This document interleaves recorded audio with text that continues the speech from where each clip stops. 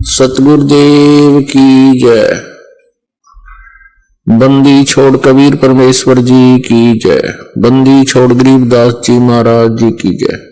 स्वामी रामदेवानंद जी गुरु महाराज जी की जय हो। परमात्मा पूर्ण ब्रह्म सारी सृष्टि के रचनहार कबीर परमेश्वर जी की असीम रजा से आप सभी पुण्यात्माएं परमात्मा की अमर कथा सुनने के लिए उपस्थित हुए। पुण्यात्माओं, सौभाग्य आपका,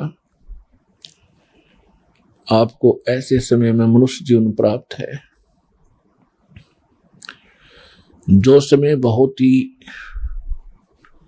मुश्किल से सुलभ होता है। आप जी अभी अध्यात्म मार्ग से परिचित नहीं है।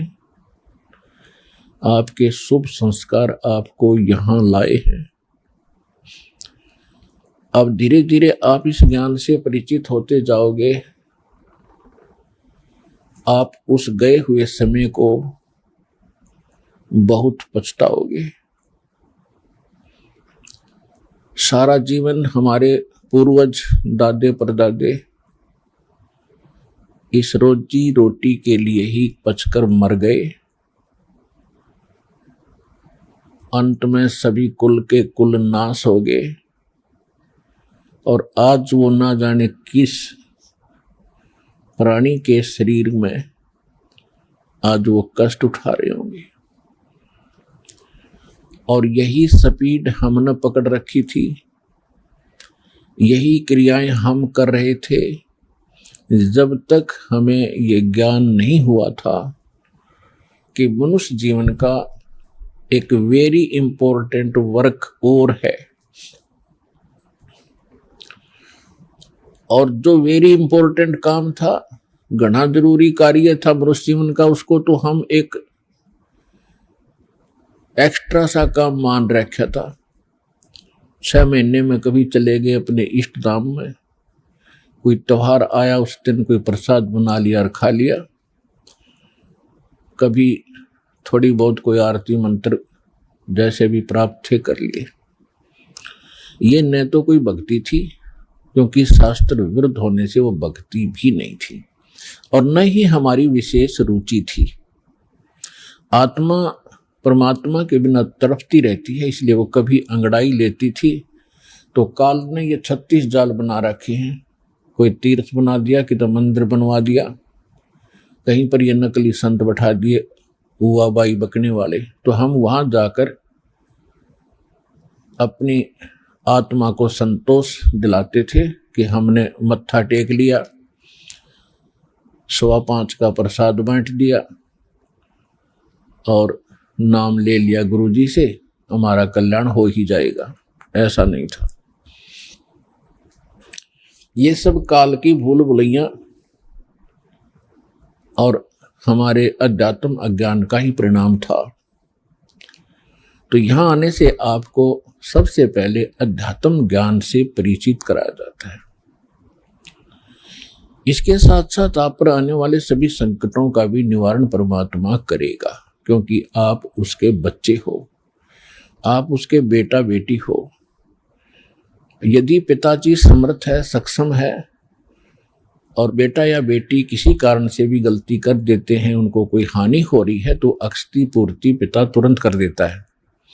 यदि वो पुत्र और पुत्री भविष्य में माता पिता के अनुकूल चलना का वायदा करें। इसी प्रकार हम बिगड़ गए हैं, अपने परमात्मा पिता से विमुख हो गए थे, और इस काल के जाल में फंस के हम अनेकों कष्ट उठा रहे हैं। जिसमें हम परमात्मा के पुनः समर्पित हो जाएंगे, वो हमें फिर सभी सुख देगा, उस पिता की तरह जो अपने संतान को देता ही है। तो आपके ऊपर एक विशेष रहम किया है दाता ने, ऐसे समय में मानुष जीवन दिया, और फिर पिछले शुभ संस्कार आपके यहाँ प्रेरित करके लाए हैं। यहाँ पर कोई भी पुण्यात्मा भले ही कोई किसी रोग के कारण आया है, कोई अन्य संकट निवारण के लिए ही यहाँ पहुंचा है, उसके लिए वो दुख, वो कष्ट, वो संकट एक वरदान सिद्ध होगा यदि वो इस मार्ग पर ढंग से समझकर टिका रहा तो। क्योंकि कोई भी ऐसी वस्तु नहीं होती जो तुरंत कर दी जावे। एक संकट आपका आशीर्वाद से निवारण कर भी दिया और आप संतुष्ट हो गए, चले गए, फिर आए नहीं, वो तो एक का दुख दूर हुआ। आपके जीवन में ना जाने कितने संकट और आने से हैं, और यहां आते रहोगे तो उन सभी का निवारण सहज में होता रहेगा। आपको पता भी नहीं चलेगा कि कोई आपत्ति हमारे पर आनी थी। उसको परमात्मा पहले ही दूर कर देगा। किन के संकट दूर करेगा? जो परमात्मा पर समर्पित हो जाएंगे। समर्पित हमने कैसे होना है? जैसे पति भरता स्त्री अपने पति के अतिरिक्त किसी अन्य पुरुष में कभी भी पति वाला भाव नहीं करती, तो उसका पति उससे विशेष प्रेम करता है, विशेष उसका ध्यान रखता है। तो हम अपने पति से, अपने मालिक से, अपने स्वामी पूर्ण परमात्मा कबीर देव से हम दूर हो चुके हैं। हमने यहां आकर के 36 खत्म कर लिए। कैसे कर लिए? कभी हम शिव की पूजा करते हैं, उसको मालिक मान बैठते हैं। कभी हम गणेश को मालिक मान बैठते हैं। कभी हम विष्णु जी को, कभी हम अन्य देवी देवताओं या गांव के किसी भैरव भूत बेतालों को। और ये ऐसे सक्षम नहीं हैं जो हमें कुछ सुख दे सके। ये ना हमें दुख दे सकते, ना ये हमें सुख दे सकते, क्योंकि ये केवल हमें किया कर्म ही देते हैं। और पूर्ण परमात्मा सत्य पुरुष कबीर देव, कबीर साहिब, ये हमारे सभी संकटों का निवारण करते हैं। ये सक्षम है। हमारे जीवन में आने वाले यानी प्रारब्ध में, किस्मत में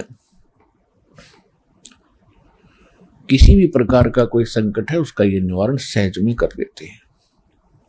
ये कब करते हैं? जब हमारी आस्था 100% कबीर परमेश्वर में हो जाएगी और अन्य किसी भी देव से हम कोई भी वस्तु की डिमांड स्वप्न में भी नहीं करेंगे।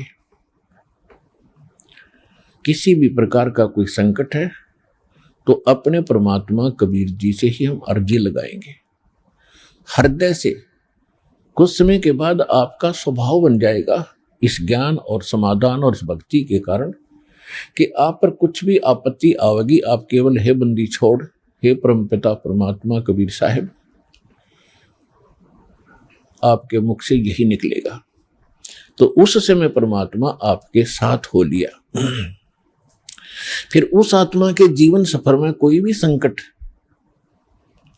सफर के अंदर कांटे होते हैं रास्ते में, तो हमारे जीवन सफर में कोई भी कर्म, पाप कर्म रूपी कांटा होगा, तो वो परमात्मा ऐसे बुहार देगा जैसे पति भरता जमी पर जो जो धर है पाँव, समर्थ झाड़ू देत है ना काटा लग जावे।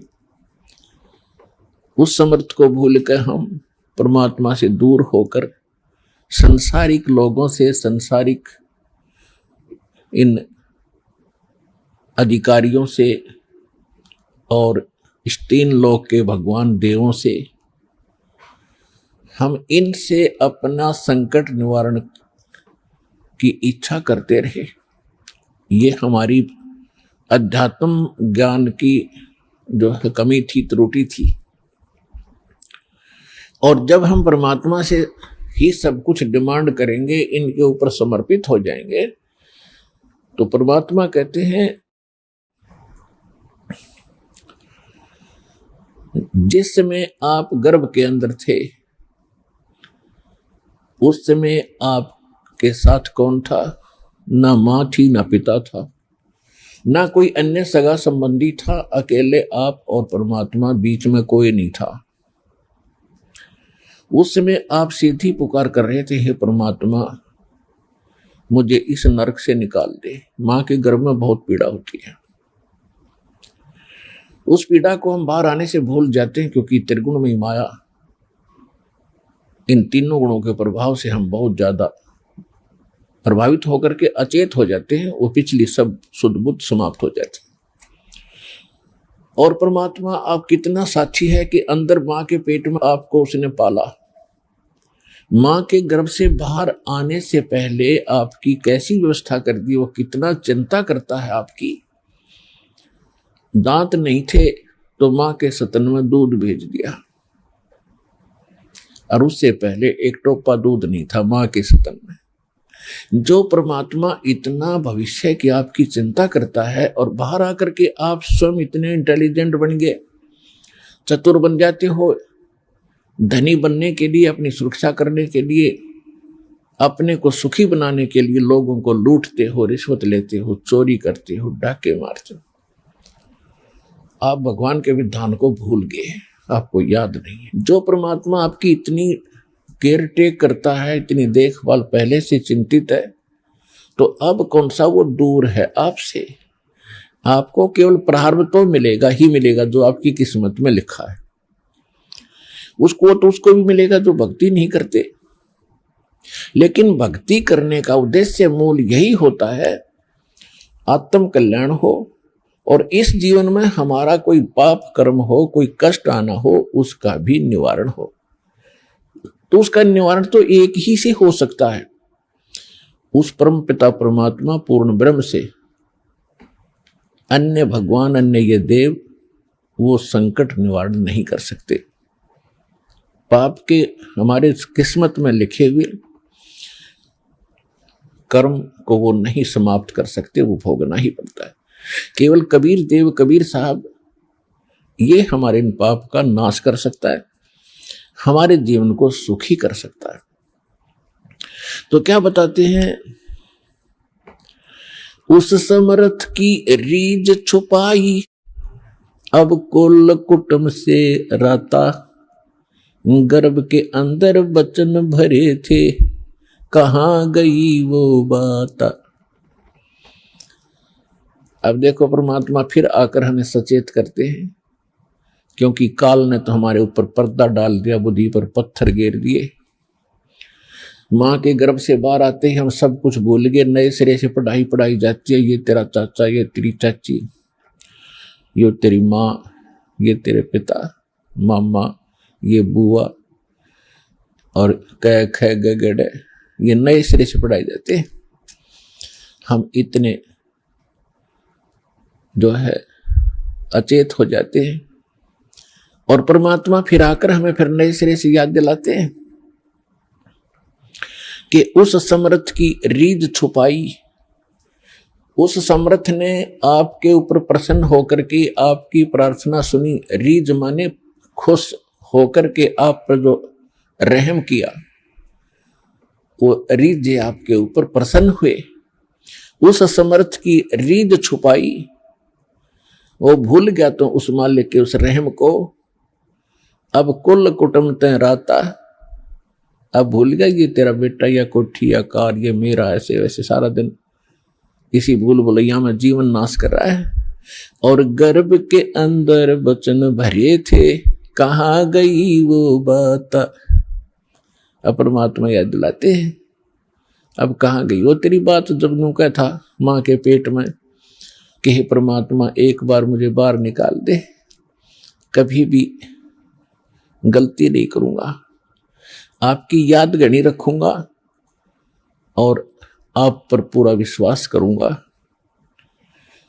निर्वाह के लिए कार्य करते समय भी आपकी याद कभी नहीं भूलूंगा। और अब हम क्या करते हैं, केवल सांसारिक इन कार्यों में सारा जीवन लगाते हैं। भगवान की याद तो कभी कोई चर्चा करता तभी आती है। ना तो स्वप्न में भी ना आती हमारे को। तो उसके लिए क्या बताते हैं कि वो परमात्मा जब आपको मां के गर्भ में भी सुरक्षित रखता है, आपके बाहर आने से पहले आपके आहार के लिए मां के स्तन में दूध भेजता है, तो आगे आने वाले जीवन में जो तूने जैसा किया है उसमें क्या वो कमी करेगा? तो इस आधार से भी हमने उन बुराइयों से हट जाना चाहिए जो हम स्वयं धनी बनना चाहते हैं। चोर मिलावट करके, झूठ बोल के, चोरी करके हम इस तरह जो धनी बनना चाहते हैं, रिश्वत लेकर, तो ये हमारी भूल है। ये पैसा ऐसे एकत्रित किया हुआ आपके पास नहीं रहे। परमात्मा आप पर रहम करेगा और उसकी भक्ति सत्य करोगे तो जो प्रारब्ध है वो तो आपका मिलेगा मिलेगा, लेकिन उस प्रारब्ध के अंदर जो कांटे हैं कर्म के वो नहीं दुख देंगे,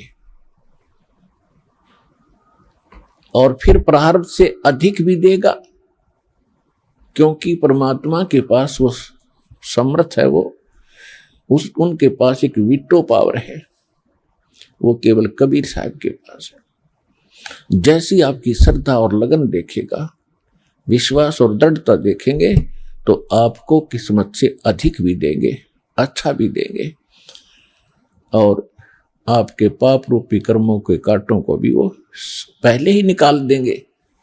आप तक तो आने भी नहीं देंगे। वो जब आप पर समर्पित हो जाओगे उनके ऊपर कैसे समर्पित होंगे, और फिर वो कैसे करेगा?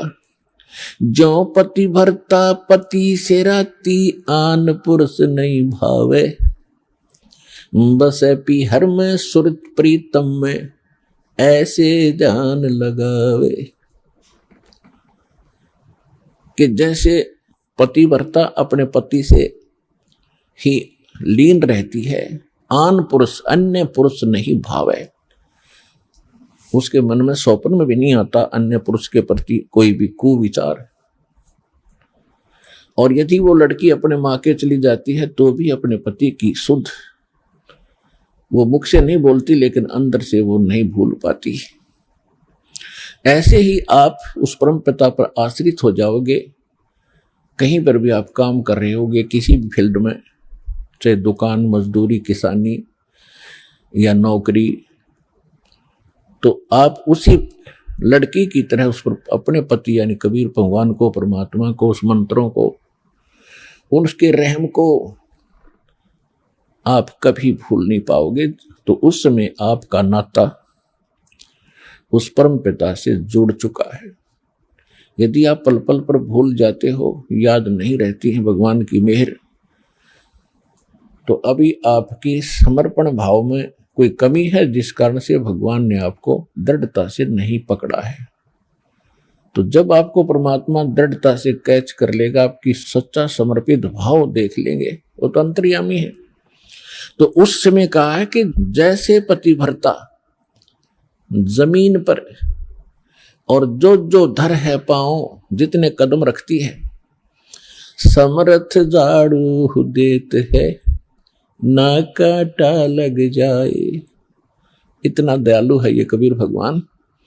आपके जीवन रूपी सफर में आपके कदम रखने से पहले आपके वो पाप रूपी कांटों को बुहार देगा, झाड़ू दे देगा आपके रास्ते में, कि कहीं मेरी प्यारी आत्मा को वो कांटा ना लग जाए।